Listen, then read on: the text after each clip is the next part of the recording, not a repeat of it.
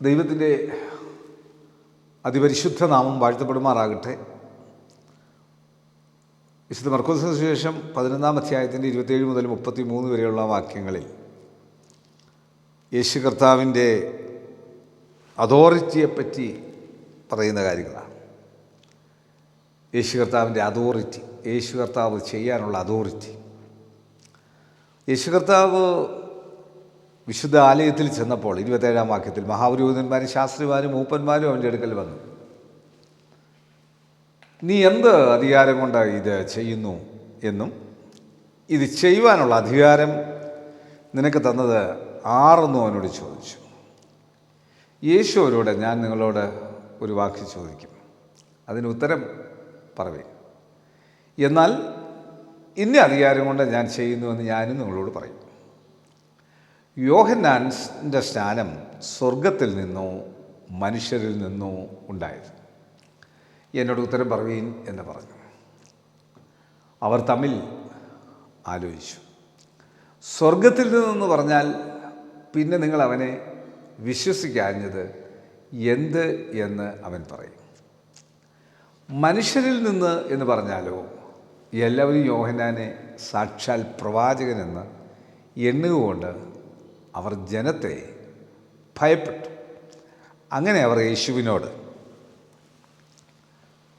ഞങ്ങൾക്കറിഞ്ഞുകൂടാ എന്ന് ഉത്തരം പറഞ്ഞു. എന്നാൽ ഞാനും ഇത് ഇന്ന അധികാരം കൊണ്ട് ചെയ്യുന്നു എന്ന് നിങ്ങളോട് പറയുന്നില്ല എന്ന് യേശു അവരോട് പറഞ്ഞു. ഈ നമ്മളെ കുരുക്കാനുള്ള ക്വസ്റ്റ്യൻ ചോദിക്കുന്നവർ, നമ്മളെ വളരെ വേറൊരു രീതിയിൽ കാണുന്നവരും ഒക്കെ ആയിട്ടുള്ളവർ കാണും. അവരെയൊക്കെ ഈ കർത്താവിൻ്റെ ഈ കൃപയോടെ നിന്ന് ഈ ഭാഷയിൽ അവർക്ക് മറുപടി കൊടുക്കണം. ഈ ഭാഷയിൽ മറുപടി കൊടുക്കണമെങ്കിൽ അതിനൊരു പ്രത്യേക കൃപ വേണം. ആ കൃപയിൽ നിൽക്കുമ്പോൾ നമ്മൾക്കത് ചെയ്യാൻ സാധിക്കും. ഇവർക്ക് ഈ അത്തി ഉണക്കിയതും ഇതെല്ലാം സംഭവിച്ചത് കണ്ടപ്പോൾ ജനമെല്ലാം കൂടെ യേശുവിനോട് കൂടിയപ്പോൾ ഇവരുടെ പണി പോകുമെന്ന് ഇവർ പേടിച്ചു. അങ്ങനെയാണല്ലോ, നമ്മൾ വേറൊരാളെ നമ്മളെക്കാൾ വലുതായിട്ട് ജനം കാണുമ്പോൾ നമുക്ക് അതുകൊണ്ട് അക്സെപ്റ്റ് ചെയ്യാൻ വലിയ പാടാണ്. നമ്മുടെ എല്ലാ മേഖലകളിലുള്ള കുഴപ്പമാണ്.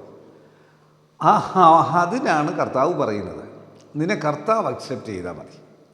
യേശു നിന്നെ അക്സെപ്റ്റ് ചെയ്താൽ നീ ഏത് ശാസ്ത്രിയുടെയും പുരോഹിതൻ്റെ അടുത്ത് മുന്നോടെ ചങ്കുറ്റത്തോടെ നിൽക്കാൻ സാധിക്കും.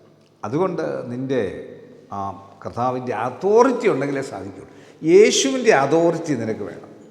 സ്വർഗത്തിൽ ഭൂമിയിൽ സകല അവകാശവും അധികാരവും നിനക്ക് തന്നിട്ടുണ്ട്.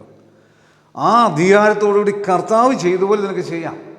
കർത്താവ് നടന്ന പോലെ നിനക്ക് നടക്കാം. പക്ഷേ ആ കർത്താവ് കാണിച്ച പോലെ കർത്താവിൻ്റെ സ്വഭാവവിശേഷത്തിൽ ദൈവികമായിട്ടുള്ള കാര്യമായിരിക്കണം നമ്മൾ ചെയ്യുന്നത്. കണ്ണുടയ്ക്കാൻ പ്രാർത്ഥിക്കാം. കർത്താവേ, അങ്ങ് തരുന്ന അധികാരമാണ് ഏറ്റവും വലിയ അധികാരമെന്ന് മനസ്സിലാക്കി ആ അധികാരത്തിന് കീഴ്പ്പെട്ട് ഞങ്ങളെല്ലാവരെയും ബഹുമാനിക്കുവാനും സ്നേഹിക്കുവാനും ആവശ്യമായിട്ടുള്ള ധൈര്യവും തൻ്റെടവും ദൈവകൃപയും ഞങ്ങൾക്ക് തരണം. ഈ കാണുന്ന കേൾക്കുന്ന എല്ലാവർക്കും അത് കൊടുക്കണം. ഈ വചനത്താൽ നിൻ്റെ മക്കൾ ശക്തി പ്രാപിക്കട്ടെ. യേശുവെ നന്ദി, യേശുവെ സ്തോത്രം, യേശുവെ ആരാധന, യേശുവെ മഹത്വം, യേശു മൂലം പ്രാർത്ഥന കേൾക്കണം നല്ല പിതാവേ. ആമേൻ. God bless U.